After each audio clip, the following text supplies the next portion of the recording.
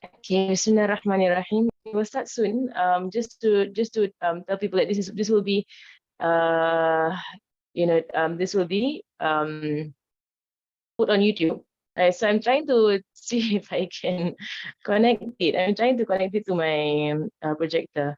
Right. So for those of you who are online, we are actually having we are actually what are we doing? We are actually doing this live interim, right? So there are students here live, live students here, and then there's a whole lot of virtual students online.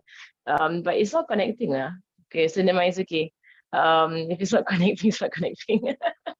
I mean, not connecting to my projector. I don't know what's wrong. My husband used a projector previously, so I blame him.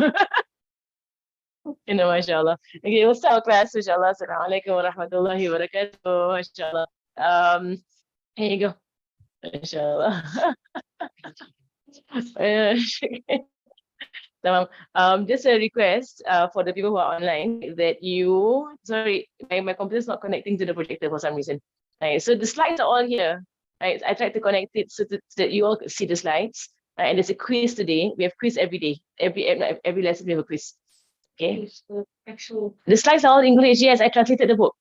Yeah. I think if you want to do it that way, yes. Since my projector's not cooperating. Allah, Sayyidina Muhammad, bring you off this. Okay. You could see here and watch. You want me to just move there? So it's easier for her. I can go that way. It's okay. You guys sit there. I will move here. Allah, Sayyidina Muhammad. Actually, this is a good idea. Okay, then I have to make this big. Allah. It's okay. You can sit anyway. I will make this let me see. How do I make it a slideshow? You share this one. Tamam. Okay. Tamam. Okay, Bismillahirrahmanirrahim. I hope people online you can see what I'm sharing. All right. Bismillah. Let me see. Okay, for the class, right? I will just teach it. Allahumma salli ala Muhammad. I will just teach it first. I will bring the dua, of course, right, and our intentions as usual, right? And then I'll put my slot. Sorry. Right, and then I will just teach the class, right? And then I'll take I think after every section I teach, we'll do a Q&A. If there are any things to clarify, I will check the chat. If there's anything to clarify, I'll check the chat. Right? Otherwise, I won't open the chat until I finish the portions that I want to cover. Right? And inshallah, we hope to finish the content right by in an hour. Right, by 8:30. Right. So then for half an hour, we'll do our quiz. Right. So I'll give you the links right onto your WhatsApp. You can go to it's a Google Drive quiz, or you can just do it from my computer. Oh, is it? Okay, there you go. And so you get a quiz as homework. Okay. So half an hour is for quiz, right? Quiz, and then I will go through the quiz.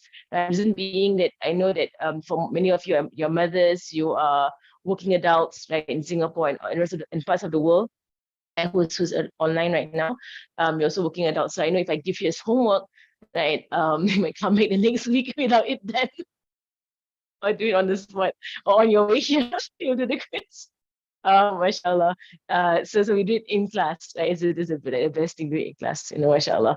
Okay, let me just see the chat first, see if there's any issue of people can't hear me or people can't really see. Walaikum assalam wa rahmatullahi wa barakatuh. Okay, you should be able to see the screen share, right? Okay, tamam. Let me start with the dua first.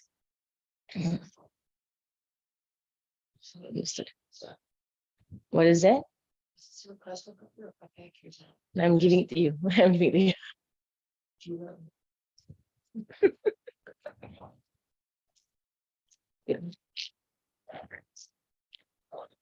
Bismillahirrahmanirrahim.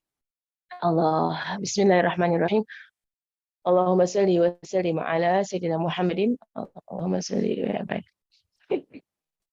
Allah. Okay. Bismillahirrahmanirrahim. الحمد لله رب العالمين. اللهم صل وسلم على سيدنا محمد وعلى آله وصحبه في كل لحظة أبدا عدد نعم الله وأفضاله. اللهم آتنا من لدنك الرحمة وعلمنا من لدنك علما. سبحانك لا علم لنا إلا ما علمتنا إنك أنت العليم الحكيم. بسم الله الرحمن الرحيم. نوينا تعلم وتعليم وتذكر وتذكير والنفع والانتفاع والإفادة والاستفادة والحث على التمسك بكتاب الله وسنة رسوله صلى الله عليه وآله وصحبه وسلم، ودعاء إلى الهدى ودلالة على الخير، ابتغاء وجه الله ومرضاته وقربه وثوابه سبحانه وتعالى، مع لطف وعافية برحمتك يا أرحم الراحمين. اللهم إنا نسألك علما لدني ومشرب صافي الهني يا وهاب يا غني. اللهم إنا نسألك علما لدني ومشرب صافي الهني يا وهاب يا غني. اللهم إنا نسألك علم لدني ومشرب صافي الهني يا وهاب يا غني. اللهم صل وسلم على سيدنا محمد وعلى آله وصحبه وسلم. اللهم ألهمنا علما نفقه به أوامرك ونواهيك، وارزقنا فهما نعرف به كيف نناجيك يا أرحم الراحمين. اللهم إنا نسألك فهم النبيين وحفظ المرسلين وإلهام الملائكة المقربين في عافية يا أرحم الراحمين. اللهم أغننا بالعلم وزينا بالحلم وأكرمنا بالتقوى وجملنا بالعافية يا أرحم الراحمين. آمين. وصلى الله على سيدنا محمد وعلى آله وصحبه وسلم. اللهم إنا نستودعك ما قرأناه وما نقرأه في هذا المجلس وما قبله وما بعده، فاحفظه علينا حتى ترده إلينا وقت احتياجنا إليه يا أرحم الراحمين. اللهم أكرمنا بنور الفهم وأخرجنا من ظلمات الوهم، وافتح لنا أبواب رحمتك وانشر علينا حكمتك يا أرحم الراحمين. آمين. وصلى الله على سيدنا محمد وعلى آله وصحبه وسلم. اللهم يا من مقاليد الأمور كلها بيده وإليه يرجع الأمر كله، يا فتاح يا عليم، يا فتاح يا عليم، يا فتاح يا عليم، افتح علينا فتحا قريبا. وصلى الله على سيدنا محمد وعلى آله وصحبه وسلم. بسم الله الرحمن الرحيم. رب اشرح لي صدري ويسر لي أمري واحلل عقدة من لساني يفقه قولي، وسدد لساني واهد قلبي، وافعل كذلك بأحباب أبدا، وارزقنا كمال فتوح العارفين والفقه في الدين، مع كمال الإخلاص والصدق واليقين والعافية والغنى والنصر والحفظ والنفع والانتفاع وخيرات الدارين وعلوم الأولين والآخرين. آمين. وصلى الله على سيدنا محمد وعلى آله وصحبه وسلم، والحمد لله رب العالمين. الفاتحة.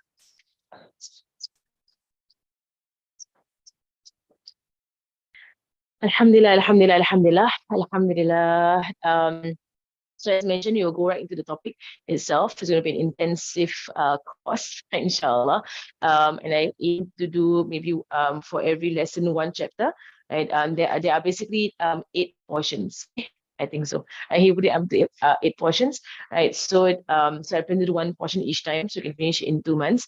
Right. Or if I need more time, I will some chapters might take 2 lessons. Right. So inshallah, so it's going to be intense. So today we go right into it, right? Subhanallah. Right. So the book that we're doing is Ibanah wal Ifadah. Right, this book here. Allahumma salli ala Muhammad. Right, this book that we're doing is Ibanah wal Ifadah. Right, it is a book that is specifically on menstruation. Right, so and I'm going to go through a bit of the foreword because there is secrets in the foreword of the author. Right, so whenever we come to any book, we always read the foreword, even if the foreword we're doing the fiqh book and so on. And if you know how fiqh books are, their forwards are the shortest forwards you will find. Like our scholars in fiqh fuqaha, they write very short things. We all accept this, okay, halas. We're done. And he will go right into the topic at hand because the content is heavy. It's heavy content. So they spend very, very short time on the phone. Mashallah. But before going into that, I will just make our intentions. Of course, having said the intention of Imam al-Haddad, that we intend to study and to teach, to remind and to be reminded, to benefit and to gain benefit. to extend help and to gain help and to hold on to the book of Allah subhanahu wa ta'ala and the sunnah of the Prophet sallallahu alaihi wasallam, and to call to guidance and to point to goodness and to call to guidance. All of this we do, Ya Allah, seeking His great pleasure and His countenance, His gaze, and His reward subhanahu wa ta'ala, and His closeness.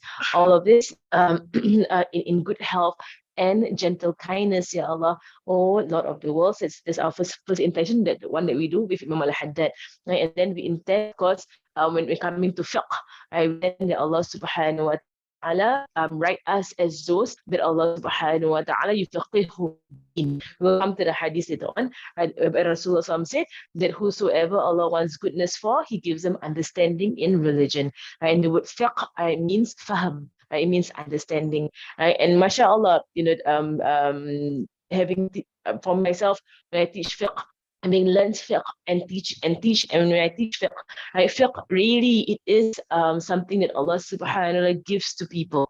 Right? Some people, no matter what, you try and explain and explain and explain, they still don't get it. Right? And for some people, mashallah, the futuh is very wide and is very easy. It's similar in its way, mathematics. And for some people, that is so hard. But I don't think that if you're not good at math, you're not going to be good at fiqh. I don't think that. Right? But inshallah, ability is from Allah subhanahu wa ta'ala. Right? Allah gives ability. Right? So Allah subhanahu wa ta'ala, so inshallah, we ask Allah first and foremost, our intention, that Allah open up our minds, right, for us to understand the religion is how Allah subhanahu wa ta'ala wants us to understand. Right? And secondly, about fiqh, that Allah subhanahu wa ta'ala open up our hearts to accept the laws as how Allah subhanahu wa ta'ala has revealed them. And that is a very important thing. And you teach even the young, especially youngsters, right, that intention, their hearts open up to the laws, and they embrace these laws and don't feel heaviness, about like, why is it so troublesome, or why is it that hard, is it, subhanallah, right? But when Allah yashrah sadrahu, and when Allah opens your heart, you accept the laws as they are. Subhanallah, I was sharing the other day one of my fiqh class. I won't divert so much, just a bit, just a bit. Okay. I was sharing the other day one of my fiqh classes, that there was a person that I knew in Singapore who had gone through, he had a tumor in his brain, right? So basically gone through surgery to remove the tumor, and the whole head was bandaged, right? Up to the whole hairline, basically the entire thing was bandaged. So now comes the mas'ala of tayammum. Right, and it is a full mas'ala of tayammum, right, behind it, and eventually, the law that is on him is that while he has to do wudu the best he could and tayammum the best he could, right, eventually there is a qada. Right? And so how hard it is to tell someone in that state in the hospital that pray as much as you can, to the best of your ability. Then when you're better, you got to do a qada. Subhanallah, right? But mashallah, Allah opened up this person's heart, and they embraced it. They embraced it. No argument. How is it so hard? Are you sure? This is like people get questions, mashallah. But this is it is heartwarming, right? The embracement of Allah's laws, right? So when it comes to fiqh, right, first and foremost, we put in our most, right? Our most, in fact, our best, right, in carrying out the commandments of Allah subhanahu wa ta'ala. It is a big part of our religion, halal and haram and makruh and sunnah and laws and this and that, right? Our religion is guidance, and guidance means limits, right? Guidance means laws. This is what guidance is, right? That is part of our religion very much, yes. At the same time, whether it is accepted if Allah subhanahu wa ta'ala, and how much Allah will reward it, that is from the karam of Allah subhanahu wa ta'ala, from the generosity of Allah subhanahu wa ta'ala, right? So we say, we try our very best in doing this, right? If there's a qada to be done, do the qada, right? Do the prayer, right? So you say, but all those years I've been praying is all zero. I won't say zero, but I'll say it did not meet the conditions, right? But if Allah accepted it, right? But we say it did not meet the conditions, right? So on your end, you do it again, on your end, right? Because there was a question someone during the class yesterday, fiqh class as well. I actually never thought of doing this because I always teach menses during fiqh classes. So when someone asks me for a menstruation course, I'll just say it's in the fiqh classes. Right? It's part of the fiqh book. Right? But then one of the ustazas in Singapore nudged me on this, and she was like, "No, you got to do like a course specifically for this." Right? And it's very very not it's very rare to find it in English, right? A lot in Malay, mashallah, in English, to do a specific course. So mashallah, so anyway, mashallah, so of our intentions, it Allah opens up our hearts and the hearts of those around us. Because my intention in doing this is basically, and I know the word is so overused, but it is the word empowerment, right? I know I myself hit the it's been hijacked by some groups, but it is an empowerment. Knowledge it is a it is an empowerment, because then now you've learned this and something happens to you or those around you, you can answer. And that's my intention, that every person, this is why we're doing a quiz at the end of every lesson, so that every person here goes through it, understanding every single chapter, right, in this book. And when someone comes to you with problems, right, menstrual problems, you won't like, no, here's the finance number. Then I have to handle like hundreds of people. you know, do that. Ask her. Then why am I teaching you? Subhanallah, right? That you can answer the questions. And you're confident. You're confident with the questions. And in fact, in the WhatsApp group, any questions posted on menstruation, right? And that's what the group is about. People around, you may answer it. I'm just there to watch. Right, and ensure the answers are correct. And that's all, right? And that's basically what you will say empowerment is, right? You can answer your own questions. I don't have to keep coming to me, what about this, what about that, and this happened and that happened. Mashallah. Right, that's one of my intentions, right? That people here, that this knowledge, you take it, right? And your confidence to apply it, because it is fardu ain. It is on every person. Let me just get into the class before I speak too much. Allah, Bismillahirrahmanirrahim. Alhamdulillah Rabbil Alameen. Hamdan yuwafi ni'amahu wa yukafi mazida. Wa sallallahu ala Sayyidina Muhammadin wa ala alihi wa sahbihi wa sallam. So I'm just going to read from the English, right? So it's to save to save time. Right. So he says here to proceed, it is from the Muqaddimah in the book. To proceed, the Prophet sallallahu alaihi wasallam said, seeking knowledge is compulsory on every believer. Right? If you go into Risatul Jami'ah, right, Ahmad bin Zain, right? And I'm just going to say one thing first before I continue. We are on the Shafi'i mazhab. Okay, so all those who are here, we are on the Shafi'i mazhab. There are 4 people in front of me, and there are 300 plus online. Right, so we are on the Shafi'i madhab. So please don't ask me anything about the other madhabs, because I'm not trained. I'm not trained in the other madhabs. Right, yeah, right, it's only Shafi'i. Right, so in the book Rizal Jami'ah, Habib Ahmad bin Zain, he says, seeking knowledge, he quotes, seeking knowledge on every believing man and woman. There is a riwayat, there is a hadith that goes and woman, right, to emphasize, on women. I think right, on women, that it is compulsory on them. So this statement of the Prophet ﷺ, and the word knowledge here refers to fardu ain, right? Fardu ain, what is essential that every Muslim man and woman need to know to get through life in obedience to the laws of Allah subhanahu wa ta'ala. Right? So from the statement of the Prophet ﷺ, a Muslim can't say, I didn't know. You were supposed to learn. Right? First thing wajib, from compulsory, learn. And once you have learned, apply and spread. Right? 2 things become compulsory on you. Imam al-Haddad speaks about this in the book Da'wah Tammah, right? Whereby 2 things become compulsory on you: apply and spread. So this statement of the Prophet ﷺ has made the seeking of knowledge compulsory, right? And this is knowledge that is fardu ain. And what is fardu ain? Your tahara, right? And this falls under tahara. Right, so basically wudu and ghusl and najis, and istinja, and all these things, right? So menses falls under this. There's one book that I studied with Hababa Maryam. It is a sharah of Safinatul Najah, one of the fiqh texts in Shafi'i madhab, and it was very deep sharah, right, by someone, Masha, one of the Mashaykh. And every chapter, he writes extensively on it, different issues and so on and so on and so forth. When it came to the chapter of menstruation, right, it was very short. And he said, because men don't have menses and women don't ask. And he said that in the book. Men don't have menses and women don't ask. So I don't know what to write. Give me your mas'ala. Mashallah. He wrote it in his book, all the other issues, it was long explanation, different issues, different context, different whatsoever. It's true, right? So the men are like, it's easy. It's easy. You don't go through it. Mashallah. Mashallah. This statement of the Prophet has made seeking of knowledge compulsory, and of the compulsory knowledges that a woman must seek is the knowledge on the rulings of menses, nifas, and istihaba. It should be a compulsory, course to do for every woman who wants to get married, right? To do nifas, because I've got so many questions on nifas, and sometimes the ship has sailed, like, in a sense. The nifas goes way beyond 60 days, and I'm asking you, and I ask them, give me your records.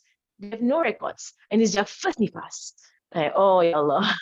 And I can't help you, if you're not. So if anyone that who is getting married or got pregnant, maybe wait for those to get pregnant, right? I got pregnant, get them to learn about nifas. They must learn about nifas. My mother was saying to me that there needs to be a specific course on menopause.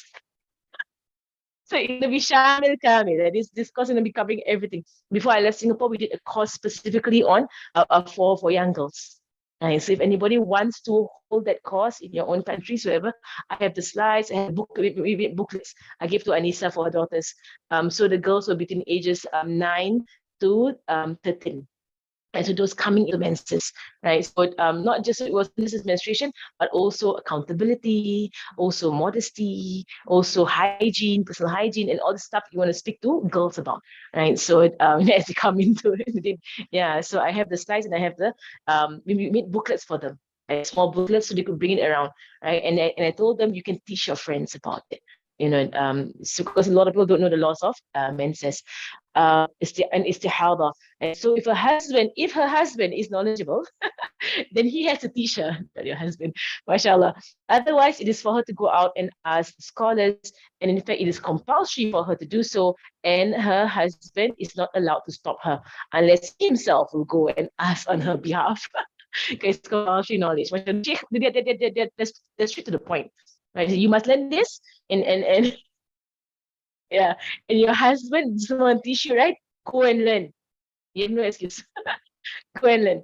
Oh, mashallah. And then to study a knowledge like this would come under understandings, right? Faham, right? By which Allah, faham or fiqh, by which if Allah wants goodness for a person, He grants them such understanding of the religion. As in the words of the Prophet ﷺ, and we mentioned just now, whosoever Allah wants goodness for, He gives them understanding in the religion. Man yuridullahu bihi khairan yufaqihu fid din. Whosoever Allah subhanahu wa ta'ala wants goodness for, He will give them understanding in the religion. So out of wanting to spread this compulsory knowledge and to convey, right, I have listed the author speaking. I have listed these lessons on the rulings of menses and nifas and ihaba. My sources are mainly the books of great scholars of the Shafi'i school, and he has at the back of the book, you have the entire, index of his reference, especially from Sheikh Muhammad bin Ali al-Khatib, right, who's one of the mashayikh here in the Jami'ah of Tarim, right, in one of the schools here in Tarim. So mashallah. So now he goes into, so you see how the fuqaha did straight to the point. And now they go into it, what we're gonna discuss. So first chapter, which is today, general introduction of the different books, or the different bloods of one that come from the privates of a woman. Right, that's the first thing. So we're going to speak about different bloods that come from our private, and he also put in the first chapter about discharge. Right, so right in the first chapter, we're going to talk about discharge. Mashallah, straight on, right? 3 bloods and 2 forms of discharge. There are 5 fluids that come out of you, and you must know what they are, and you must know how to identify what they are. Now, you're okay. You're okay. Inshallah, I will figure out my projector for next lesson. The age of menses, right? Its characteristics, its colors, its length. And that's number 2. Right. Number 3, purity from haid and nifas. Number 4, it is on nifas and its length, and all that is to do with its rulings. Number 5, what is impermissible. I can email you this or send it to you on WhatsApp. If you're not writing down, you can write down. You can put this write down if you want to. Right? But I can send it to you. Right? It's all on a Google Drive. Right? So you can actually just go and get it from a Google Drive. Now, am I sharing the slide? I feel so I'm just I get paranoid with am I sharing this? And then the whole time you're talking and then it's on another page. Mashallah. Allahumma salli ala Sayyidina Muhammad. Now, it is what is impermissible on one having haid and nifas, definition, which tells you clearly that only haid and nifas, there are laws of impermissibility. With regards to istihada, you have the law of tahara, except when it comes to wudu and prayer. Later on, we'll speak about it. The definition of the mustahaba. The mustahaba is someone on istihada. It means continual bleeding. And what rulings are on her, right? Then the entire world of the istihada. Oh, mashallah. Right? And the mustahaba in menses, the mustahaba in nifas, and then the conclusion. Right? I'll tell you 6, 7, and 8. That will be like a big discussion. Right? And mashallah, in fiqh, basically in fiqh, when things are straightforward, it's simple. It's only when you go into all the anomalous, situations, all the side situations, the not normal things, then it gets complicated. In fact, inshallah, may Allah make it simple for us and easy for us. Inshallah. Okay, tamam. Okay, Allahumma salli ala Muhammad. Tamam. Okay. I'll put up the slides for the younger ones on the same Google Drive. Right? So those who want it, you can just get it from there. Okay, so far no questions, right? You're okay, right? Just introduction. Okay, I'm going to go in this space, right, inshallah. Okay, we're into our first lesson today. The general introduction to the different bloods that come from the privates of a woman, mashallah. And in this chapter, I will speak about the different bloods, yes. And you can see in the Arabic book, with regards to discharge, he gave a 1 page. In discharge, I will give a few diagrams. Right, because we know it's not as simple as that. Right, discharge is a thing for us in the Shafi'i madhab. And in other madhabs, there is a madhab whereby discharge counts for nothing. Like, oh, mashallah. We're like, what? We're like, discharge. The whole time, like, what discharge is this? Do I have wudu? Do I not have wudu? Alhamdulillah, Allah made us women. Alhamdulillah. And mashallah, I have full yaqeen that Allah has given special reward for women because He placed menses on us. I'm full yaqeen because it's in every month situation. Right? It's an every month issue, subhanallah.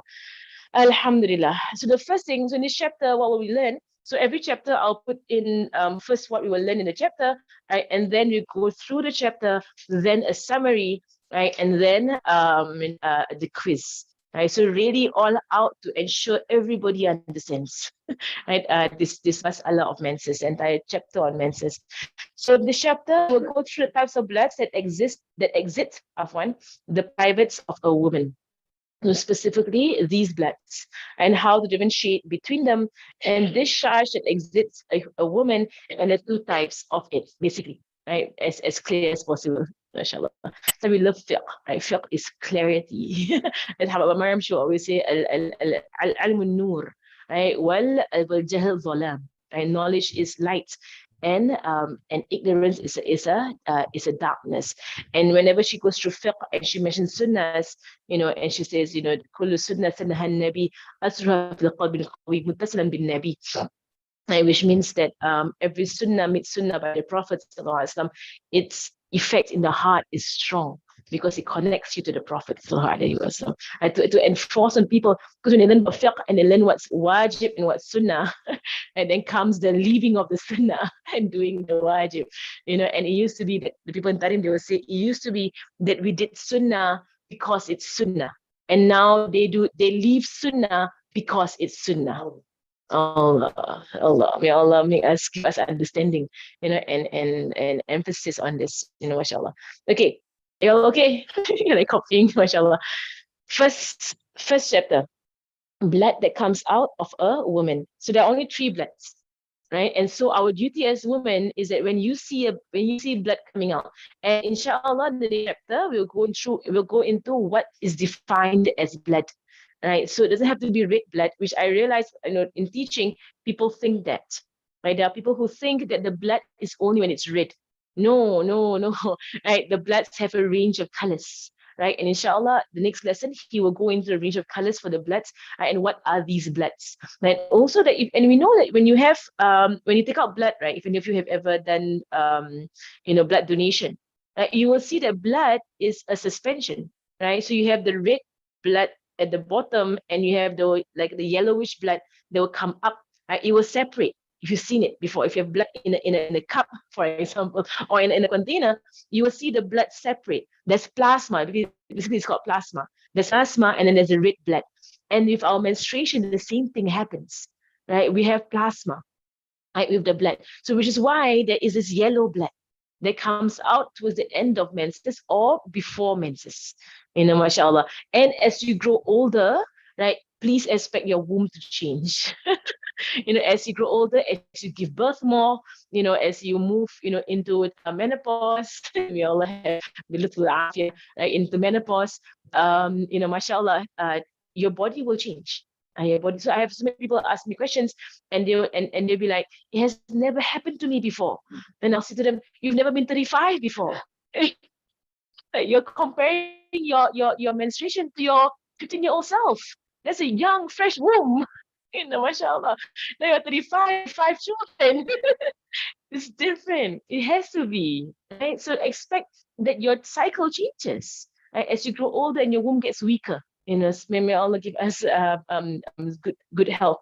So 3 bloods, any form of color that comes out, I would say color, okay, whether it's yellow or whether it's beige or whether it's brown or whether it's off-white or whether it's black or whatsoever. There was one someone asked Hababa Maryam, she was like, it comes out of me the color of tea. Hababa was like, what? Low Shahi, low Shahi. Hababa was like, can't you just say brown? Oh, why now you're ruining my tea for me? Brown, brown. You don't have to say tea. Don't say coffee. Don't say spoiling it for us, mashallah. But any color that comes out of you, see, we can have fun having learning shit, mashallah. Any color that comes out of you, right? You need to group, you need to give it a ruling, right? Is this nifas? Is this hayd? Is this istihaba? Right? It has to be one of the 3 and no fourth. Right? It must be one of the 3. Right? So people, they think any color becomes hayd. No, you got to see it, and then there are rulings around. There's no fourth blood. So how do we know, which blood, what blood are we looking at? Right? So each of these bloods have definitions and conditions that differentiate them from each other and have their own rulings that follow. So it's really a matter of giving the ruling of the blood. So once you know what blood it is, the rulings are easy, right? Simple. Right? So if you give it the hukum or the ruling of hayd, all the laws of hayd come in. Right? If ruling of nifas, laws of nifas come in. Ruling of istihada, laws of istihada come in. It's as simple as that. Just need to figure out what is the blood. That's it. Okay, mashallah. And as you go through this, inshallah, with niyat, you all become, pro. Right? So you become so proficient. It's professional, proficient. Right? So proficient with these laws of menstruation, like I know that I know about it. No, mashallah. And you give the rulings that follow right from there. Right. So we see bleeding, right, we must decide what it is. How do we decide? In a red question, by definition and conditions. Right, 2 things: definition and conditions. When I was teaching in Singapore in the masjid, I will always say to my students that if you don't understand something, it's because you don't understand its definition. If you understand definition, you have encompassed the entire chapter. If you understand definition, that is why whenever you come into any topic in fiqh, the first thing they will do is tarif, right? Definitions. Right? So once you understand definitions, halas, you know what you're speaking about. And people are on the same page as you. So define your terms. Mashallah. It's from the very beginning of fiqh. Okay. I have an OCD to check to remove numbers from the. Let me just see if anyone really needs anything.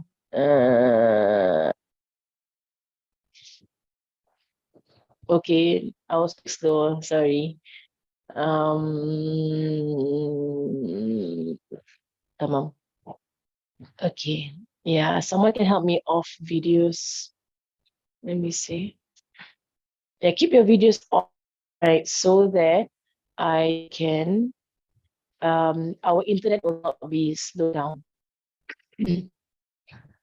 Okay. Tamam. So going to all three today, right, in their definitions and their conditions, right? Then there is a tafsil, in a sense, there is a, like a further discussion about it in the next class. First type one, hayd, right? Which is basically menses. Okay, hayd is from the word halba yahidu, al-hayd, right, which means to flood. Right, I didn't put it up here, so I'm going to give just this information that people need to know. Right. Of course, you know that hayd means flood. You're flooded, mashallah. Right. So habal wadi, they use in Arabic, right? The valley flooded, right? So that is the meaning of hayd. There is a flood of blood, right? And that is one of the indications, right, of healthy hayd, right, whereby you have a flow of blood, and we know this from our teenage years. There is a flow, and the blood comes a lot, sometimes it comes, from the onset. Right now, in our later years, our old age, it comes a bit.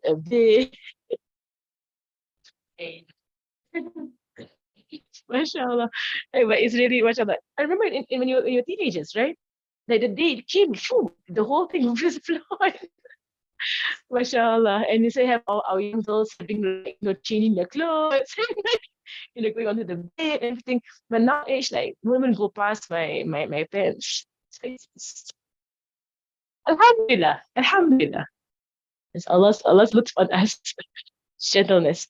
Okay, so what the definition of head in the religion, right? So the language means flow, right? To flow or to flood, right? In the religion, it means a natural blood. And I highlighted that natural blood, right? So it is not from illness. The opposite natural meaning from illness, right? And the opposite from natural meaning is the cause for it. Something's causing it, right? And that would be under pregnancy, right? So pregnancy causes or nifas. So this blood is a natural blood. I don't do anything and it comes. So you mean by natural? It comes without me doing anything to myself. I did not, fall. There was no injury, nothing. It just comes naturally. It's a natural blood that comes from the utmost end of the woman. It's how the fuqaha know this. And I don't know how they know it, but it's in every fiqh book. It comes from the utmost end of the womb, right? It's from the hadith actually. Right? It's from Rasulullah. He mentioned it, right, of a woman due to good health. Right? And menses is an indication of good health. Right? So when you have regular menses, right, in its usual time period, it means that you're healthy. Right? And we know that when you're stressed, right, when you have when you're going taking some pills, when you're doing some form of medication, your menses goes haywire. Right, because the menstruation is what they will say in some of the Tarini they will say that it is the natural hijama of a woman. Hijama meaning cupping. I don't need the bloodletting, cupping is our natural hijama. So it's dirty blood being let out. Right? And for me personally, like it's a clear sign it's dirty blood. Right? Because whenever I don't guard over my food consumption and my diet, like my menstruation can drag. It can really drag, right? Because the body has a lot of toxins, right? And the body's trying to get rid of it. And also with the weakness of our liver as we grow older. So it's all being thrown out through the womb. The womb is an excretory organ, right? It excretes, right? So when you find your mens, so this is why istihadah, right, is an indication that you are not well. Something's up with you. And so your body's not supposed to behave this way. Right? So istihadah is an indication that you're not well. Right? And this is why the laws are so troublesome, mashallah. Right? To get you out of that state. You're not supposed to be comfortable in istihadah.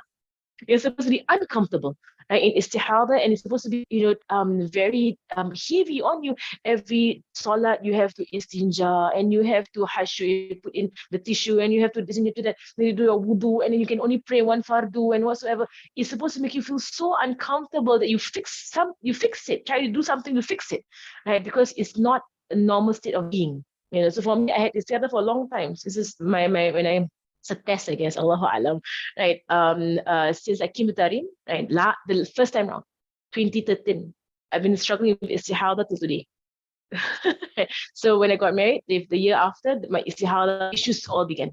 Right. I got every mas'ala here. Maybe Allah wants me to know things from my heart.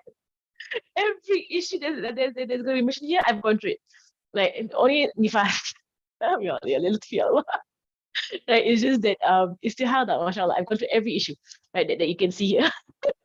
So it's all memorized, right? Because it's all applied. It's applied knowledge, mashallah. Ya Allah, Ya Allah, ask Allah for afia, gentleness on us, Ya Allah, menses. It's a sign of good health, right? So it's Allah's, your body telling you, are you healthy or not? Right? If your menstruation, right, without a cause for it, for a specific time period. All right, specific time period, meaning there is a minimum for it, there's a maximum for it, right? And there has to be a minimum cleansing between it. All right. Okay. So we need to, so what must you understand? What is meant by natural? I explained it. Right? Natural without cause. Right? It happens naturally to a person. Right? Blood. Right? Blood, any color, right? But it has to be blood. Any blood color. From yellow all the way, even before yellow, there's an off-white color. I will show it in a while, next lesson. The color of the off-white. Like it's called al-kudra in Arabic, right? All the way to black, right? All the colors in between, right? But it's blood. So usually we'll speak about the difference between discharge and blood. Blood is blood, discharge is discharge. There is yellow discharge, and that's discharge. And there is yellow blood, and there is a blood. And you know from the texture. The texture tells you, are you looking at blood or are you looking at discharge? Also, the time frame. It tells you, are you looking at blood or discharge? Right. So that's where you say, so confusing. They're both yellow, mashallah. But inshallah, we'll get there. Right. So this all to come. Right, due to good health, to a sign of good health, right? And it's a specific time period, right? Mashallah. So you must understand. So when I do this, right, to know if you have understood the definition, you must have understood these terms. And you must have understood these terms. What do they mean? And when I say these terms, right? So we have gone through it, and inshallah you've understood, right? The time period. So when to give a law on menstruation, right? First and foremost, right? You check, right? Something natural. Was there a cause for it to happen in this way? Secondly, right? In the colors of menses, right? Thirdly, right? Again, is it a healthy thing that's going on with this person? Fourthly, is it within the time period of menses? Right? And usually the fourth one is the one that will seal it for you. Are you on menses or not? Right? There's the fourth one. Okay, so I explained all of this. Let me just read through. Right, in the religion, haid would necessarily have four aspects: that it is a natural blood, meaning it's normal and safe. Right, don't be scared. Right, that it comes from the very end of the womb. That means the furthest end of the womb. Right, it comes due to good health with no other reason, unlike blood of nifas and istihada. Right, istihada comes because of illness. Nifas comes because of pregnancy. That is a specific timing, as a minimum and a maximum for it. So I put all the explanations of the definitions here, right, in the slides, but I've gone through it, right, in a while. Am I slow enough? Am I speaking slow enough? Because someone said I'm too fast. Okay. And I hope, okay, it's okay in this space. All right. So we'll discuss in the slides to come, inshallah. Okay. So here he goes through some of the usul of this fiqh, right? So the usul meaning, and it's the only time he does this, right? Whereby he brings in, where we get this from the Quran, from the Hadith. So I'm just going to read through, right? So in the Quran, Surah Baqarah, right? Comes the question of them asking the Prophet ﷺ about menstruation, right? And this happened because the Jews had their own specific rulings about menstruation, where they would distance themselves from their women. Right? It was to the point whereby they place their woman in a small shed outside the house whenever you're on your menstruation. And then I read that sometimes they have like a house where menstruating women go, and when the women go there, they kind of have a party there. All the menstruating women are all there, and they're all like having a good time there without their husbands. How I was reading a bit about this, and then they will even stay there and they're not on their menses. continue being there because they have no more duties. MashaAllah. La hawla wa la quwwata illa billah. But it backfired, right? So the Jews used to not eat with them, not drink with them, not be around them, like as if the woman is najis, in a sense. So Allah clarified, right? For us, in this ayat, it is a harm, meaning that it is najis and it hurts the woman, right? It is she's in pain, right? So keep away from them, meaning from intercourse, right? Specifically intercourse, and don't have intercourse with your wives during the monthly cycles until they are purified. And they are purified, and when they purify themselves, then you may approach them in a manner specified by Allah, right? Meaning from what is natural. Right? So this part is the same law whereby liwat, which is sorry, is haram, right? Of the biggest kabair. Right? So two kabair here mentioned, right? Two big sins mentioned: to go to the wife when she's on the menses, and to go from behind. Right? So in this one ayat, two things I mentioned: not do this and not do that. Right? So outside of menses and in a natural way, right, towards your wives. Then you may approach them in a manner that Allah has specified. Allah loves those who turn in repentance, and Allah loves those who are pure, who purify themselves. Right? So to turn to Allah subhanahu wa ta'ala. Right? So in this ayat, right, as I mentioned, that it is filth, the blood of hail and nifas and istihadah is all najis. They all fall under najasa, right? For the istihadah, we'll go to the laws of istihadah and how it is ma'fu. It is pardoned for the one with istihadah, but not for others. And we're going to the laws, inshallah, in the future lessons, right? So stay away from their wives sexually, right? And sexually meaning not just intercourse, right? But during menstruation, right? To stay away from gaining sexual pleasure between her navel and her knee. There's a law in Islam, right? On the husband to stay away from gaining sexual pleasure between her navel and her knee. And sexual pleasure between navel and knee would be to look at it. I mean, to look at it without clothing, and to touch it without clothing. Right? That would be to gain sexual pleasure.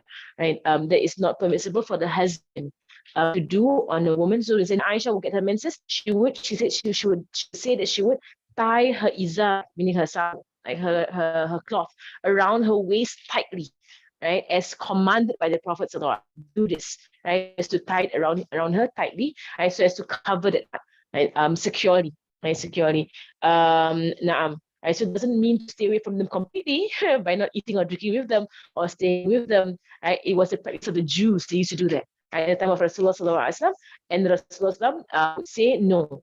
Right? It is only about intercourse. So in Anas reported, as at the beginning of the book, so he will give us all this usul. It's called usul. It's called basically the foundations of this knowledge. The basis of this knowledge. And you'll find the hadith and so on, they will come in from the Prophet ﷺ speaking about this. The Jews, a woman got her menses, they will not eat with her and not be together with the woman in their houses. And so the companions went to Rasulullah ﷺ to ask him about this, because the Jews would be, in a sense, arrogant against the Ansar, the people of Medina. They'd be arrogant against them as if they are superior and they have superior laws. Right, but what they were doing was an extreme. Right, so it doesn't mean that they stay away, they're more righteous, they're more pious, they're more religious. No, it's an extreme. And what they were doing was an extreme. Right, they went to Rasul to ask about it, and the verse that we just went through just now, right, was sent down onto Rasulullah Sallallahu Alaihi Wasallam. He said, "Do whatever you want together with the woman except nikah." And nikah here means intercourse, and that is the modesty of the Prophet. He didn't want to say intercourse. I say intercourse, right? But he wanted to say that's how they would say something, right? Using majazi, and they were going a way that would cover. So things that are like shyness about it, they use a different word, right, for it, right? So when one of you goes to his wife, right? So they wouldn't like use outright truth terms. Subhanallah. So he said nikah, they know what he meant. Right? When he said nikah, there's something more beautiful as a term. It's the way of the Prophet. He was mashallah. There was an incident of a woman that came to Rasulullah Sallallahu Alaihi Wasallam, asking about purity from menstruation, right? And then Aisha was there, and he said, when you're pure, wash, do istinja, right? And then follow the traces of your menses with some musk. There's a sunnah of doing it. Use some pure musk. Don't use this artificial factory musk gonna hurt you. You're gonna have like pains down there, right? But pure musk, right? To follow the traces, of menses if you're pure musk. And you did it in a way whereby it was so modest, the way he followed the traces. And what he meant is to take the man right there. Right, but he didn't want to say it. He's a man, he's a woman. So the woman was like, I don't understand. Oh yeah Allah. And then Rasulullah said, follow the traces with mask. Right. And then the woman was like, I don't understand. Right. And then Rasulullah was like, Subhanallah, this woman. And then Aisha pulled her to the side. It means your private. The hadith girl, she put the first word to the side. She was like, he means this, okay? Oh, mashallah. The modesty of Rasulullah said. Hamad and Aisha was there to clarify for her. I don't understand. I don't understand. What do you mean? Mashallah. Spell it out for them. Mashallah. But mashallah, this is the way of Rasulullah. His gentleness and his modesty, even in terminology. Illa nikah, he said in the hadith. Illa nikah, which means intercourse. Right? And here again, we see, I feel like I'm doing seerah right now. And because in Aisha now, the romance of the Prophet sallallahu alaihi wasallam, she said, because it was the opposite of the Jews. Right? It was the opposite of the Jews. So then Aisha reported, I was drinking and I was on my menses. And I passed the drink to the Prophet sallallahu alaihi wasallam and he placed his mouth at the same place I placed mine and drank. MashaAllah. Ya Rasulullah sallallahu alaihi wasallam. So sweet. So the Jews are like, oh, menses, get out. And the Rasulullah is like, oh, mashallah, where do you drink from? Mashallah, and where you put and for her to notice, he must have made her notice. Like, I think I would have noticed my husband did that. You want water now?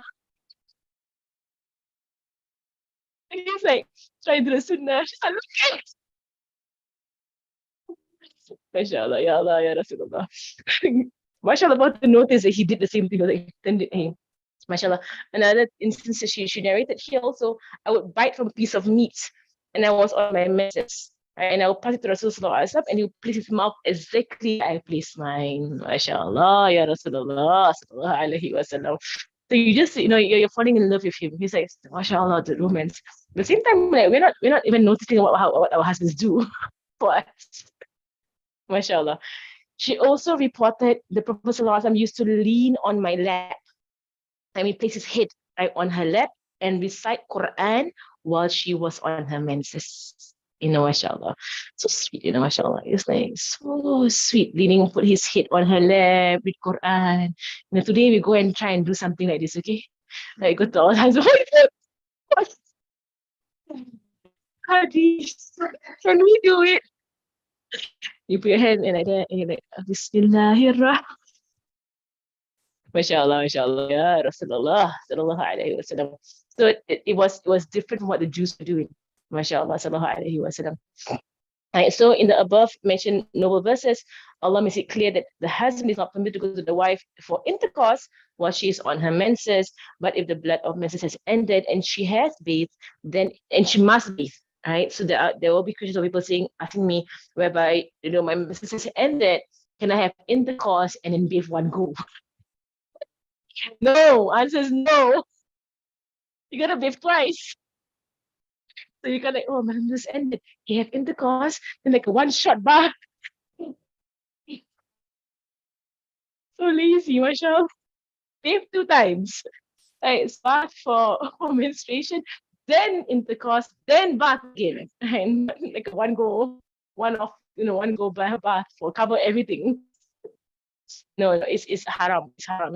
Right? Until you bathe, it is haram for him to go to you, and it's a kaba'ir, major sin on the husband. Right? But if the blood of menses has ended and she has bathed, right, then it's certain to go to her, where Allah has commanded him to. And there are many hadiths that speak about this matter. Right? Of them are the words of the Prophet ﷺ to Fatima bint Abi Hubaysh, whereby he says, and that we will go through different riwayat. You find the same woman coming to him, because the same woman who keep having istihadah. So you'll find the same people coming to him. You do, mashallah. It's okay, mashallah. I thought I'll finish the entire thing in 1 hour, but we are on our way. Mashallah. So where he sallallahu alaihi wasallam said, when menses comes, then leave the prayer. There's the ruling there. So when it comes, leave the prayer, and when its duration has passed, then leave and pray. And that's also a ruling there of knowing whether you're on menstruation or you are on istihadah, right? To know when to bathe and to pray. Okay, mashallah. Okay.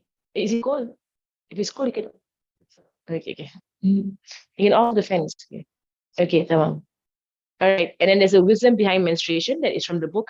So know, may Allah grant me and you tawfiq, that menses or haid is something the Creator subhanahu wa ta'ala has ordained on the daughters of Adam, right? It's on us, it's placed on us as a trial and a test. It's part of life, right? So it's meant to be a trial, right? And a test on us, right? So if it's hard, alhamdulillah, you're being tested. Right? By Allah subhanahu wa ta'ala, it is confirmed in the authentic narration that Sayyidina Aisha radiallahu anha said, the Prophet sallallahu alaihi wasallam said about menses, about menstruation, indeed, this matter is something that Allah has ordained on the daughters of Adam, alayhi salam. MashaAllah. So we embrace it. It's something put on us, and we embrace it. MashaAllah. And I'll send out the slides to you guys if you're inshallah. Okay, so that is on menstruation. So now on nifas. So on nifas, the definition of nifas, I'm just going to try and cover it maybe up to 8:45. I mean, in Singapore, I think it's like 1:45, right? And then we do our quiz, inshallah. I hope to cover the content. Mashallah. So nifas is a blood, again blood. So in the colors of blood, next lesson we'll go to the colors of blood, right? That comes out after the womb is emptied of what it was pregnant with, right? So it's after the emptying of the womb. This is important. After the emptying of the womb. So any blood that came before birth or miscarriages, because the womb emptied, meaning birth or miscarriage, right? One or the other. Right, that is when you are pregnant, right? So blood that comes out before that is not given the ruling of nifas. And there is no ruling of nifas, and usually the ruling is istihadah, right? Because it's usually it's not menses, it's not periodic, it's not on health, it's because of labor. It's caused by labor, right? Or being caused by miscarriage, right? So that blood that comes before the human form comes out, right? What the human form might be, whether it is a fetus or whether it is a baby, right? The blood before is not nifas, right? So some women, they stop praying and they see that blood. No, you're supposed to continue praying. It's not nifas, okay? And pregnant, there will be a definition of what is pregnancy. Right? When do you define that you're actually pregnant? And in Islam, 2 months of missed menses or 2 months of pregnancy, then you are confirmed pregnant. Right? Prior to 2 months, usually there is no confirmation of pregnancy, right? In that way. Right? So, and I'll explain this when we go through the science of it behind. There's a science behind it as well, right? Because the human being, right, it is possible for the human being, for the womb, right, to have a false pregnancy, and it's happened to many women, right? And we don't even realize it. We just see it as a missed menses, and then it comes up the following month, right? And the reason is because sometimes there is a fertilization in a woman, right? But the zygote, or the fetus does not attach to the womb, and it falls out, right? But the body is acting on hormones being produced, right? And the body begins to prepare for a fetus. So the body begins to produce the placenta and so on to prepare for the fetus, right? So there was never any fetus. The fetus, she did not attach and fell out, and the body was preparing. So when the body realizes, or when it comes to the body, that there is no more input because there's no fetus, right? The body will discard, right, what it prepared. Right. So, but in the preparation of this, sac, right, to keep the baby, right, it produces hormones that will imitate pregnancy. So you think you're pregnant, but you're not. And this will happen in 2 months. The body will detect it and throw it out. It's amazing, mashallah, how the scholars see that it's 2 months, right? Because the body will detect a false pregnancy, or a fake pregnancy within 2 months, right? There's no baby there. There's actually no baby in the sac because the fetus, the zygote fell out, right? So the body was producing, and there was nothing there. Then the body realizes there's no baby there, right? And the body would throw out the sac, right? And so usually, it's someone who has experience. They can look at the clot of blood and they can tell you, is this simply blood, a clot of blood, or is it human? They can tell you, right? So if you can identify it is human, you were pregnant. If you can't identify that it was human, then you take the rulings of menses. You were not pregnant, and that is why in Islam we don't count test kits as a proof of pregnancy. Test kits are not, because test kits work on hormones. So the body will produce the same hormones but not be pregnant. It was actually not pregnant. So the only way is to see the clot, and someone of khibra, someone of experience can tell you, is this human or not? Al-adami, right? Is it a human being or not? Right? So when they say no, it's not a human being, it's a clot of blood. So that okay, it was the blood that comes after is haid and not nifas. Mashallah. Huh? Right, then the asl, right, or the origin ruling on you is haid, because pregnancy was not confirmed for you. Of course, a baby that is, or a fetus that is older, maybe 3 months, 4 months, you can actually see the human being. You can see the form of the human being, right? If it's miscarried, right? But it's the one that is earlier, like within 1 or 2 months, you can almost not figure out, is it human or not. You might never notice where the clot came out. Whenever it came out by itself, you never notice, right? So the law of menses, right? So why they give like this ruling of 2 months, right? 2 months for confirmation that someone is indeed pregnant. Yes. So nifas is not just from birth, but also from miscarriages. But only when the human form has exited. Then the blood after that is nifas. Loss of nifas comes in, right? So even from miscarriages, So the definition here, it is a blood that comes out after the womb is emptied of what it was pregnant with, whether it was a clot or a lump of flesh, as long as someone of experience informs you that it is the origin of a human being.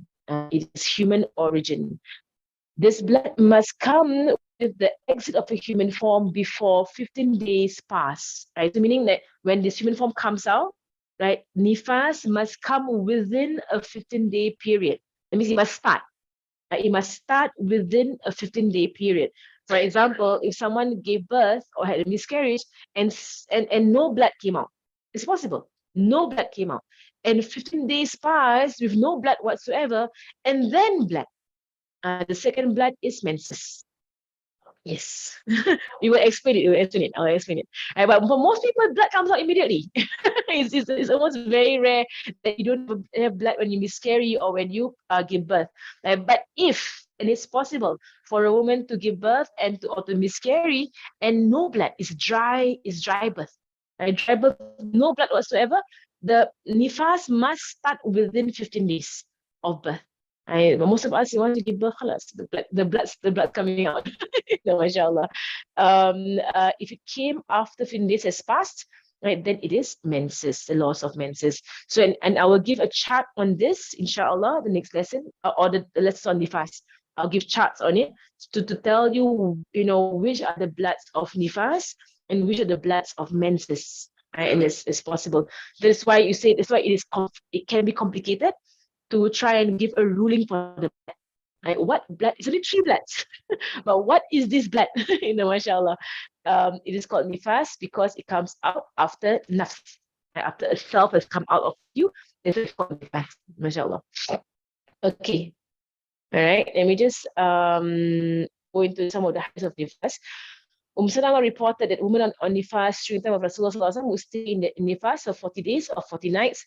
This hadith points to what is the norm for most women is 40 days. What is normal for most women days? Right? But the minimum nifas is a moment. Right? So we birth a moment of blood, there is nifas, someone is stopped. No more blood after that. A moment of blood, mashallah. And for some of them, it is 60 days. Maximum nifas, 6 days, and this will come in lessons ahead. We'll go and speak about it at length. And that's how you can define for yourself, are you looking at hayd or nifas? And it's important because of this maximum length. Right? So with regards to pregnancy, especially if you had a miscarriage, if you rule it to be hayd, right, because it was not long enough to confirm that you were pregnant, then you're given a maximum of 15 days to be bleeding. Right? But if you rule it as nifas, then it's a maximum of 60 days to be bleeding. Is the main difference between hayd and nifas. Okay. I'll do the last one, then I'll get the questions. Definition of istihada in the religion: it is a blood that comes from the nearest part of the womb, right, on non-menses and non-nifas days. Basically, all other bloods that's not menses and not nifas fall under istihada. Right, nearest part meaning the opening, right, of the privates, right, is from a vein that's from there. Right? It's from the hadith from Rasulullah sallallahu alaihi wasallam. Right, especially of this definition, this third type of blood is known as dirty blood, right? Damul fasad, right? Is dirty blood, right? It comes from the nearest part of the womb, in contrast to menses that goes from the furthest end. Right? So menses is all about basically preparing for a child.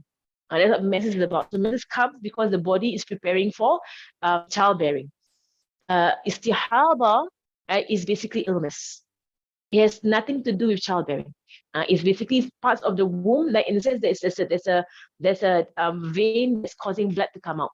But for menstruation, it's really about preparing for to accept a child into the womb. Now, so it's other than the blood of menses and nifas. Hence, any blood that is not ruled as menses or nifas, by definition, then it becomes istihada and will follow istihada. So basically, all other bloods fall under istihada. You don't give it menstruation or nifas rulings. Right? And this is a big chapter in this book. Right? We'll go into the entire how do you figure out, right, when menses ended and when nifas began. Okay, there are a number of hadiths that speak about this matter. Right, first hadith from Fatima bin Abi Hubaysh, we saw her name just now. I knew it again. Right, she was a woman who had continuous bleeding, and Rasulullah would say to her, if it's the blood of menses, it is black and well known. Right, and this is one of the qaida, one of the principles. And if that was the case, then stop praying. But if the blood is something else, then the wudu and pray, for indeed is from a vein. So here is an indication of the Prophet ﷺ that you can differentiate menstrual blood and istihada blood. There is a possibility of differentiating them from their color, right? Color or from their sifat, their attributes. And we'll go into that in the chapters of istihada. MashaAllah. Okay, but it's an indication, right, from the hadith. Right. So he explained the difference between blood of menses and blood of istihada is known from differentiating the bloods. Right? As the bloods are different and are from different sources. So menses is from the top of the womb and istihada from the bottom of the womb. And so they are different in their sifat. And they're different in their attributes. Now, right? And so while menses is from the very end, near the crown of the womb, the top of the womb. Right? Inshallah. So, and this will be all discussed in the chapter of istihada. How do you tell in detail? I said, Aisha, she mentioned that another hadith, Fatima bin Abi Hubaysh, same person, went to Rasulullah ﷺ, and he said, Ya Rasulullah, I'm a woman of continuous bleeding and I don't get purity. Do I leave the prayer? Right? And this is something that I found out a lot of women do this. Whenever they see blood, they stop praying without considering whatsoever is this menses or istihada. They see blood, they stop praying. See blood, they stop praying. And it could be the entire month they're not praying. And the hawla wala quwwata illa billah is haram. Right? Because you can't pray then, you can't be that way. Right? Maximum is only 15 days, maximum. And even then, it could be that part of that 15 days was actually istihada and not menses. Right? So we have to figure it out. So he said, no, right? Don't just leave the prayer, no, right? But that blood is from a vein. and it's not menses. So when menses comes, leave the prayer. And when the period is over, then wash the hair off. I mean, so the blood of menses is washed off. There is still other blood, but there is istihadah, right? And then go and pray, right? And we'll go into the laws of istihadah also. So it's proof that women can differentiate between the blood of menses and blood of istihadah, and she acts on the rules of menses when she gives the ruling of menses on the blood, and she acts on the rulings of istihadah, right, when she puts the rulings of istihadah on the blood. All right. So hence all bloods must be one of the three types, no fourth. Right. So menses is a major hadath, right? And when you are clean, you bathe. Okay. Nifas, major hadath. When you are clean, you bathe. Istihadah, minor hadath. A lot of people think that after istihadah, I have to bathe. No. Istihadah is hadath asghar. Right? It's a small, it's a minor hadath. So so for istihadah, all you have to do is istinja. That's all. Istinja, right? If it's flowing continuously, you put a tissue to stop it from flowing, right? Do wudu for every single part of the prayer. So you can't keep wudu basically, but you are not on major hadath for istihadah. You are not. It's minor hadath. Okay, to be clear. And that's why istihadah, the rulings of prayer, of tawaf, of reading the Quran, holding mushaf, being with the husband, all of these things are permissible under the conditions of wudu. Mashallah, you're not stopped from anything because it's a minor hadath. That's all it is. Right. So you're allowed, right, to continue with your life, but just you're always having bleeding. Mashallah. Mashallah. Tamam. Okay. Let me see if there are any questions. And so now I'll take questions now. Let's see questions here. Right. If I see the questions, and if you all could do it, send the questions in public, right? So that everyone can benefit from the questions. If you're shy, you don't want to say that it's your name there, then you can just change your name and put city or something. Like, yeah, this is our name. Just put, Fulana, or put a happy face, smiley face. And then you can hide your name if you want to hide your name. Cramps and pain during menses, natural. Yes, it's natural. Because your body, the muscles are moving to throw out the blood. It's normal, but it shouldn't be, crippling. It shouldn't be crippling to you. Right? So it is normal because your body is throwing out blood. Right? Is it possible for forced pregnancy to last more than 2 months? Usually no. From my own research, Allah alam, maybe it can, but Allah alam, that by 2 months the body will detect that it is there's no baby, and it will throw it out. It's possible, right? But Allah alam, maybe it can go more than 2 months. I don't know. Right? Explain the part again. Which part? Was it explained? Yeah, but which slide? Because the questions. Oh, not the slides. Okay. Is it the bottom part of the slides or the bottom of the womb? But if it's on the bottom part of the womb, basically it's near where the. So if you have a diagram of the womb, right, the top part of the womb and it's the bottom part of the womb, right? So istihadah comes from the bottom part, right, of the womb. Inshallah. Right. So question here, your daughter said it is a clot in miscarriage, and it's not a fetus, and it's menses. Yes, yes. If the doctor said, so in a sense, you won't even call it a miscarriage. There was no pregnancy to begin with. So it's not called a miscarriage. It's just basically it's menses. It's menses. So you must confirm a pregnancy. It has to be confirmed, right? So hormones is not a confirmation. Hormonal tests. So even if it's by urine or by blood, when they test for pregnancy, right? It's either by blood or by urine, it's not confirmation, right? But it's indication. So they would say that 4 weeks later, yeah, yes, 8 weeks. As in more than 8 weeks, then there's like a confirmed pregnancy. Right? If it's before 8 weeks, then it could be a lot of things. Right? Many things could it could be pregnancy, yes, but it's not confirmed. So in Islam, you go Yes. So in Islam, you go by what is yaqeen, by what is certainty, and certainty is on the asl. Asl mean the origin.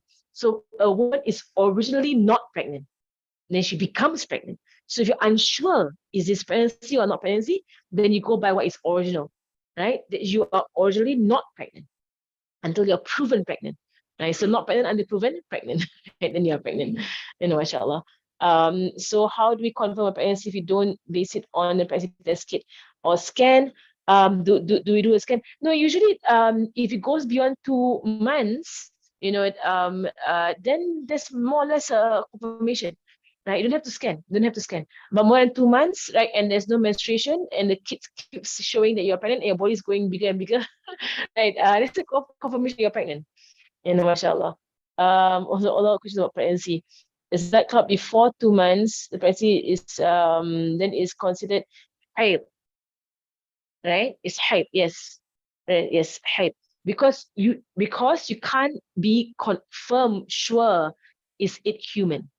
Even if it was human, you're not sure and you can't confirm it, right? So you go by what is original, and original is that it is menses, right? Menstruation.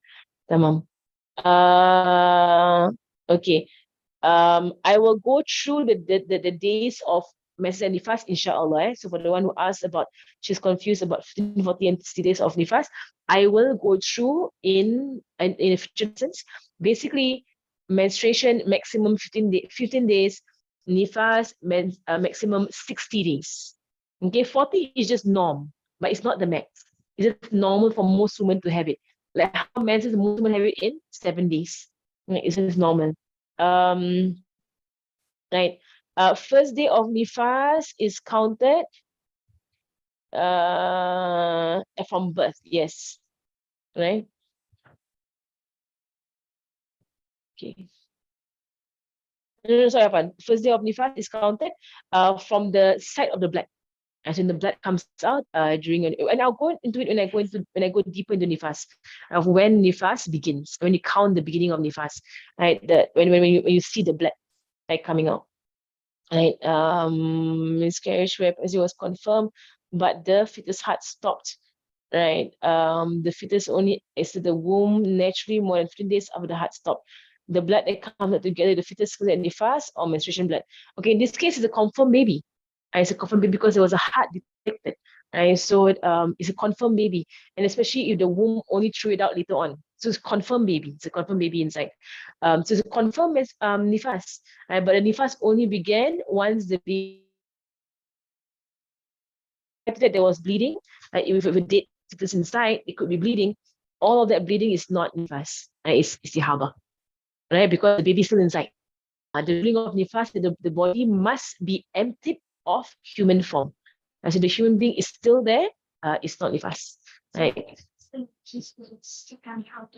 Yes, it's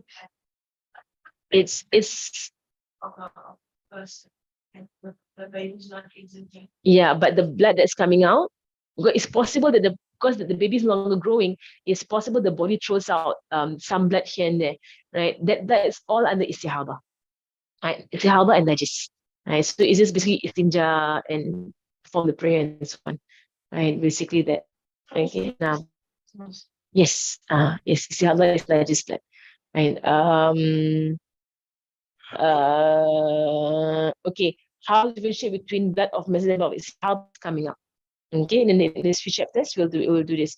So basically, I just give an overview, right? So then in the next few lessons, we will go into how you differentiate between blood of istihaba and blood of menstruation, right? Is it true that within 15 days of menses, it is still menses about 15 days when we bleed, we are allowed to bathe, halal and pray as usual? Yes, because you maximum is 15 days for menses, maximum. So if it goes beyond 15 days, right, it cannot be menses anymore. It cannot. You must start praying at the point of 15 days.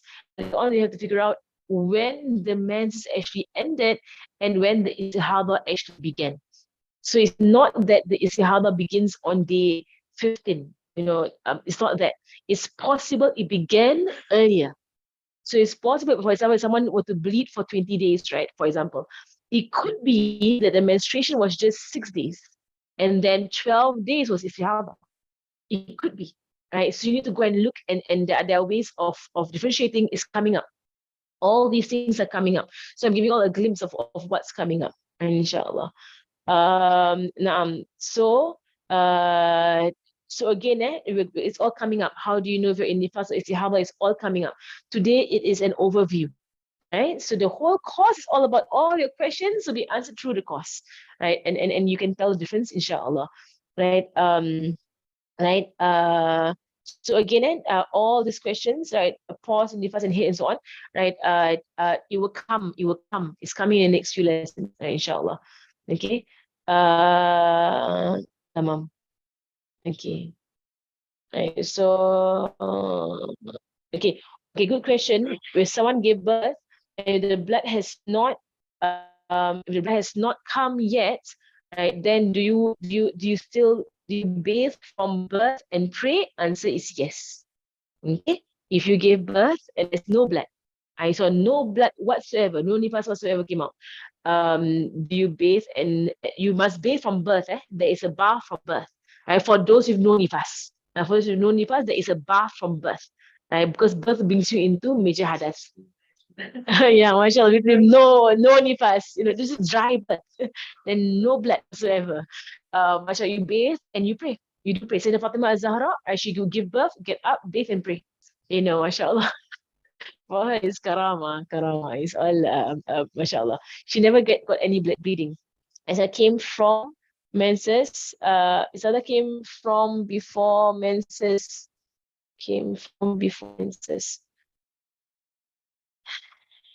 You can't pray. Okay, I will explain this when we get to istihadah. If there is an istihadah before the time of menses, meaning that you didn't finish your clean days, right? You still pray because every month, minimum 15 days of prayer, minimum. There must be 15 days now. Let's say I have a civil place like you said that you can record so after, right? And the intercourse happens and I'm this meeting of intercourse. Would that be considered istihadah or still considered higher? On the eighth day. It's in your eighth day. Okay, so if it's within 15 days, right? So if you know that this bleeding is maybe remnants of your menses, yeah, right. For a woman who, like, if it's not your first time having intercourse, for example, right, it should be from the menses, right? Because it's possible that someone who's a virgin and first time having intercourse, it's possible that there's a bleeding, right? The breaking of the hymen, right? But for most women, if you're a seasoned wife, there should not be any, any blood unless it's really remnants of menses. Then that's counted as menses. It means you went back into menses. But not haram. It's not haram because you saw that you were clean. It's not haram. Tamam.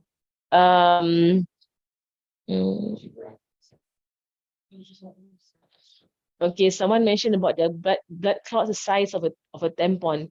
Okay, that's not normal. Right? If you're getting blood clots, that's huge blood clots. That's not normal.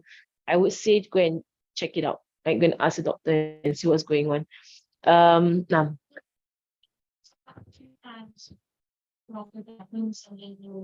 So, so if you, yes, so if you think it has become a pattern for you, that whenever you have your menstruation and it becomes clean, then later on it will come out a bit more, and then you wait it out. Right? So it has become a pattern for you. And inshallah, we will go through it with regards to how do I know I'm clean? Right? Where is my clean? Right? So the doctors, okay, pregnancy can't be confirmed by a doctor, right? All they can tell you is the hormones, right? Our human cannot tell if there's really a human in there. They still can't. They can't tell. All they can tell is the hormones. So even if they confirm it, they can't confirm it physically. They can confirm it by hormones, right? So it's not this one, right? So usually it's 2 months, unless you can confirm there was really a human being in there. You must see the clot and see the human, right, in there, right? So it should be still under menstruation. Then it still falls under menses, because you didn't see, You didn't know whether it was this one, right? When you're in pain, having cramps, you can slow out a lot. Like slow out a lot. Inshallah, you'll remove the cramps. Brown discharge after my period. Brown discharge is menses. Brown discharge is menses, right? So don't start praying until the brown becomes white. It has to become white, and then you can bathe and pray, right? Menses can't be more than 22 days. Menses has to be 15 days maximum, right? So can we bathe every day by hair to okay, I will go through lots of istihada. The one who is going through 22 days of menses, you're going through istihada, right? It's not menses. She says she has 22 days of menses. Right? Right? 22 days is not menses, right? It is istihada. You're going through istihada. And I'll go through lots, inshallah, in coming lessons. So I hope people can I'm just going to end the class here. Right? But I think that is just all of these questions that I didn't go through, right? You can ask again, right, in as I go through the chapters. So what I want to request, right, is that the questions be kept to the contents that I'm going through, right? So because a lot of these questions, it will be coming out in the next few lessons. Right? These questions will be addressed. It will be addressed, right, in the next few lesson, right? So now, right? What's this? About the hadith. Okay, mashallah. Okay, someone asked, refer to the first few slides on heights and Aisha and for anything between the and knees. And some mentioned to do anything you want except intercourse. So the definition of intercourse, no, he didn't say intercourse, he said nikah. The words of the Prophet says nikah, right? Nikah. So nikah, the scholars explain it from the words of Aisha, it means anything that can lead to intercourse, right? So even to find pleasure between navel and knee. So not specifically the intercourse itself, but finding pleasure between navel and knee, right? And that is where the ruling came from, right? So didn't share the first point, and it's an Aisha, but they mentioned to avoid intercourse. It's not a opinion, but basically what I would say here is that it's not an extended explanation. It's not dual opinion. It's same opinion, right? Because he said nikah, right?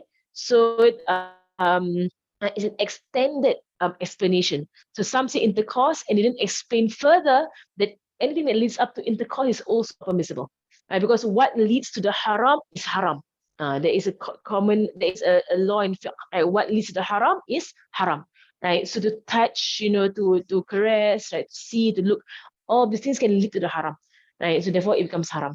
Tamam, right? On that, this one. So inshallah, I will pause here, right? And maybe I will copy all the questions, right? And just see if there's any questions that is from today's lesson, right? So if all the other questions that will be addressed in future lessons, right? I will address during those lessons itself.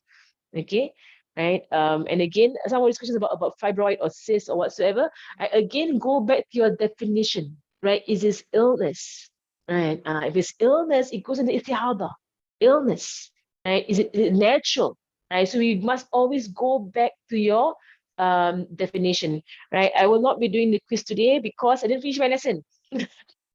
I have a few more slides to go through. Right. So this is not over yet. We have the whole thing about discharge. And the quiz test questions on discharge. Right. So I will not do the quizzes today, but next week. I will do the quiz, okay? All right, barakallahu fikum. Allah bless all of you.